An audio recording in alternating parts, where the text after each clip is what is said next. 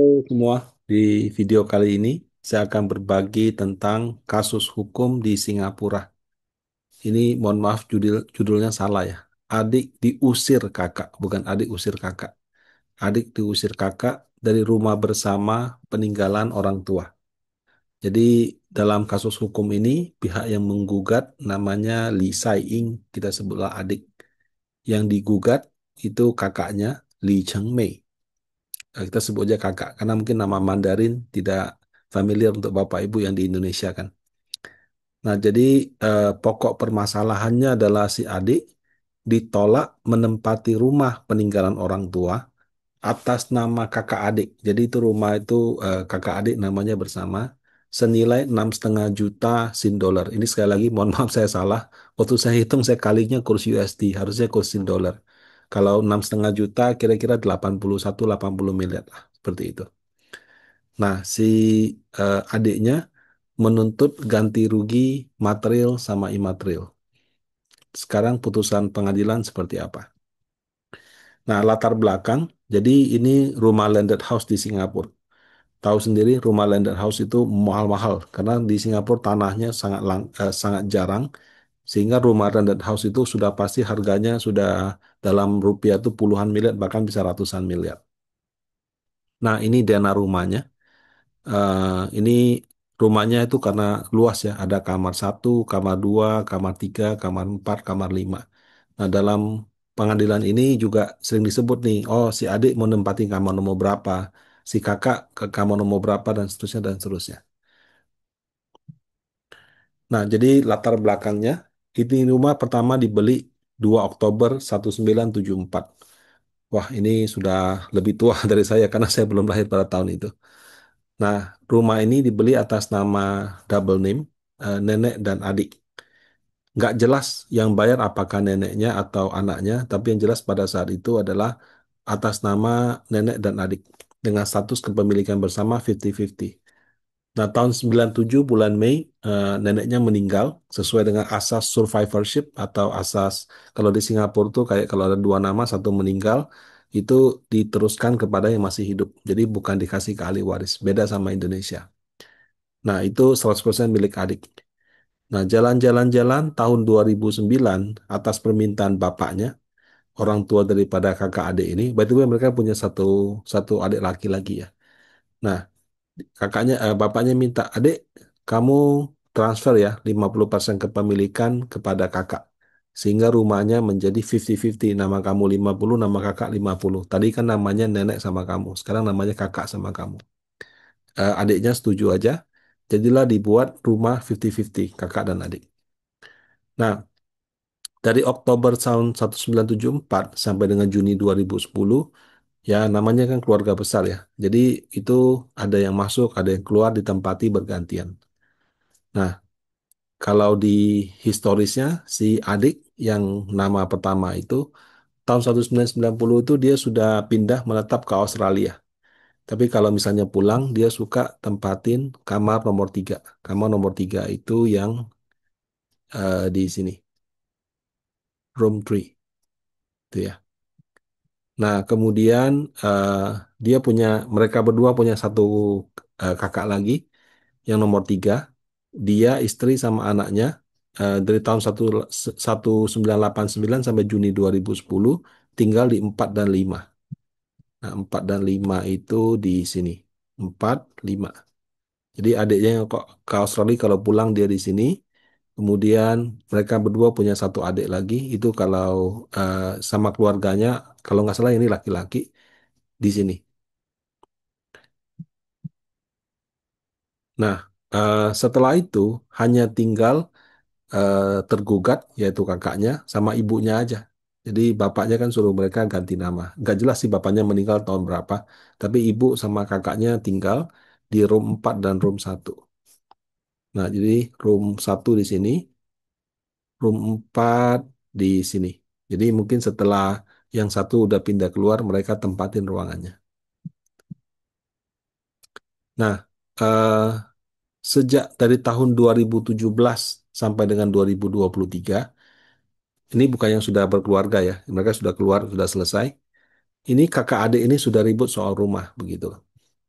Nah, 2017 adiknya yang di Australia itu dia bilang saya pengen balik tinggal di Singapura lagi gitu. Dan saya mau tempatin room nomor 3. Dulu saya kan tempatin di situ. Nah, pas dia datang, di dalam sudah ada barang-barang kakaknya yang nempatin kamar nomor 4. Terjadilah keributan kecil gitu kan. Nah, 2018 bulan Januari, dalam diskusi tentang ini rumah harusnya punya siapa, terjadi keributan, lapor polisi. Polisi datang, lihat ini urusan keluarga, mereka cuma bilang kalian mediasi, nggak diurus. Cuman tidak jelas siapa yang laporin, apa kakaknya atau adiknya. Nah, karena si adiknya merasa tidak bisa tinggal di rumah tersebut, ya udah dia sewa apartemen terpaksa gitu kan. Nah, Mei 2020 ibunya meninggal. Nah, karena ibunya meninggal, eh, sorry, ibunya meninggal pada tahun tersebut. Nah, kontrak sewa apartemen adik itu berakhir di November 2021. Sejak Agustus 2021, jadi 3-4 bulan, kan bulan November 11, bulan 8 dia sudah bilang, saya mau tinggal di rumah itu lagi gitu. Dan kalau saya tinggal, saya mau renovasi gitu. Kakaknya menolak. Nah, terpaksalah si adik memperpanjang lagi kontrak sewa apartemennya hingga November 2024. Nah, Agustus 2023, si kakak yang nempatin rumah itu dan adiknya nggak dikasih masuk itu mengajukan ke pengadilan untuk menjual rumahnya gitu. Adanya bilang, no, ini rumah peninggalan orang tua, nggak boleh dijual. Kakaknya bilang mau dijual. Kemudian pengadilannya berlangsung di Januari 2024. Pengadilan memutuskan rumah tersebut di value ya untuk dijual. Nah, adik yang nggak boleh tinggal di rumah, tinggal di apartemen itu dikasih hak untuk menolak. Boleh kamu tolak untuk menjual rumah ini. Syaratnya kamu beli dengan harga 50% hasil valuasi tersebut. Nah, kemudian sesuai dengan perintah pengadilan yang di bulan Januari, bulan Maret mereka menunjuk satu orang apa penilai yang disepakati kedua pihak dan di value 6,5 juta SGD yang kalau dirupiahkan ini maaf ya bukan 105 tapi 81 M. Nah, adiknya tawarin, oke, ini sekarang sudah tahu nih harga rumahnya 6,5 juta dolar. Kalau kamu menolak untuk dijual boleh, kamu punya hak pertama untuk membeli. April 2024, adiknya memberikan respon. Dia bilang, sorry, saya nggak setuju ini dijual, tapi saya nggak punya uang untuk beli. Jadi eh, itu tidak dia laksanakan. Dan pada bulan tersebut dia kembali mengajukan permintaan ke kakaknya, saya mau tinggal di rumah itu. Dan kembali kakaknya tolak. Akhirnya rumah ini berhasil dijual di bulan November 2024. Uangnya dibagi dua. Ya, adik dapat 50, kakak dapat 50. Kasusnya selesai? Belum. Justru ini baru dimulai gitu. Nah, adiknya merasa jadi korban karena dia melihat kakaknya itu menyerobot rumah. Nah, jadi ada penyerobotan oleh kakaknya. Kenapa dia? Karena dia di atas kertas masih punya 50%. Kalau dia punya 50%, kenapa nggak boleh tinggal gitu? Nah, untuk itu dia menggugat atau menuntut satu, kakaknya melakukan penyerobotan rumah yang melanggar hak 50% dia atas rumah tersebut. Di mana kakak secara langsung ataupun tidak langsung mengusir dia dari rumah sehingga dia terpaksa harus sewa di apartemen. Jadi dia merasa korban dari penyerobotan. Nah, atas korban penyerobotan ini dia minta ganti rugi A selama dia sewa apartemen selama dari 2021 sampai April 2024 itu di 146.400 yang kalau saya kalikan 146.400 kalau saya kali 12.500 itu sekitar 1,8,3 M ya. Mahal juga ya. Ya tapi sewa apartemen Singapura memang begitu sih. Jadi sewa dia selama hampir 3 tahun, 2,5 tahun anggap ya. 2,5 tahun itu kalau saya bagi 12, 1 bulan tuh hampir 60 juta. Ya berarti 4.500 SGD. Tapi mungkin itu apartemen yang sudah lengkap begitu. Nah, kalau dia tidak diganti rugi atas sewa apartemen itu, dia minta seandainya rumah ini kalau disewakan, saya dapat sewa dong 50%. Mana hasilnya saya? Kemudian dia juga menggugat waktu ibunya meninggal di Mei 2020 karena dilarang tinggal di situ, dia merasa tidak bisa menemani ibunya di usia tua. Itu dia merasa mengalami kerugian yang sifatnya material, imaterial, maaf. Nah, kemudian ketiga ini lebih ke strategi hukum sih. Sudah dibagi dua uangnya, tapi dia tetap minta pengadilan buat deklarasi dan perintah bahwa adiknya itu berhak menempati rumah tersebut dan kakaknya dilarang menghalangi adik untuk akses ke rumah.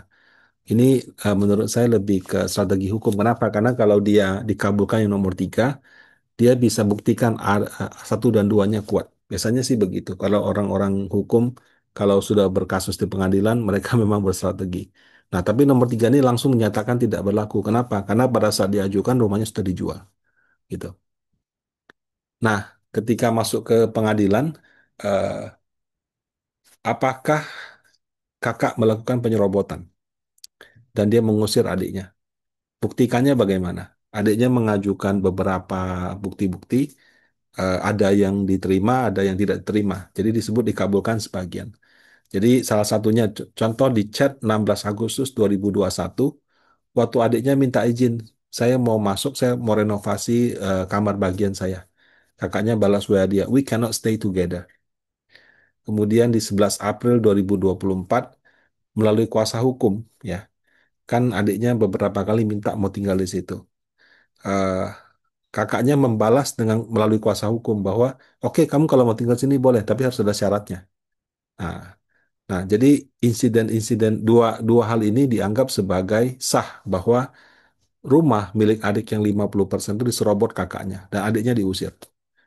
Tapi yang pas lapor polisi itu tidak dianggap karena tidak ada laporan resmi.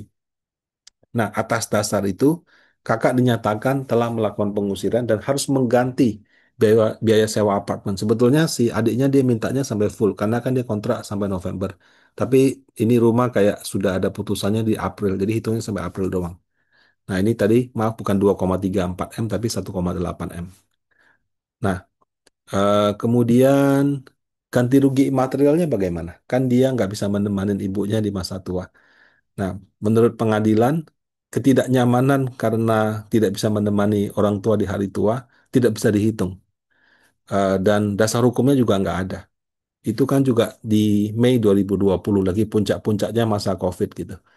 Yang waktu itu tidak bisa menemani orang terdekatnya meninggal juga banyak gitu. Mau hitung bagaimana gitu kan.